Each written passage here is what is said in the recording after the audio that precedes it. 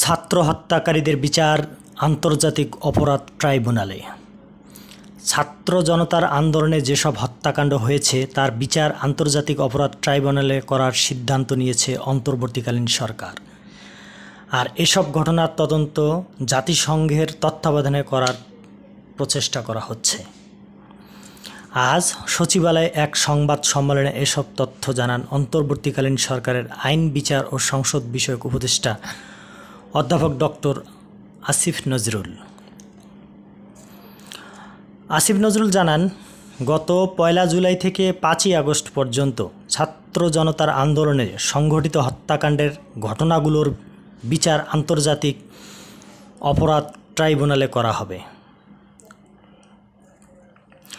আন্দোলনকে কেন্দ্র করে একই সময়ে ঢাকায় হওয়া মিথ্যা ও হয়রানিমূলক মামলাগুলো আগামীকালকের মধ্যে প্রত্যাহার করা হবে বলে তিনি জানান। আর বাকি মামলাগুলো 31 আগস্টের মধ্যে প্রত্যাহার করা হবে বলে তিনি জানিয়েছেন।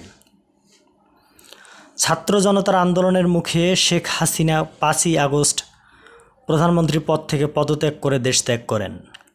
তার সরকারের পতনের পর ডক্টর মোহাম্মদ ইউনূসের নেতৃত্বে গঠিত হয় অন্তর্বর্তীকালীন সরকার। বিচার আন্তর্জাতিক অপরাধ ট্রাইব্যুনালে করার সিদ্ধান্ত নিয়েছে অন্তর্বর্তীকালীন সরকার। আর এসব ঘটনার তদন্ত আন্তর্জাতিক জাতিসংঘের তত্ত্বাবধানে করার প্রচেষ্টা নেওয়া হয়েছে বলে তিনি আমাদেরকে জানিয়েছেন। বুধবার সচিবালয়ে এক সংবাদ সম্মেলনে তিনি এসব তথ্য জানান।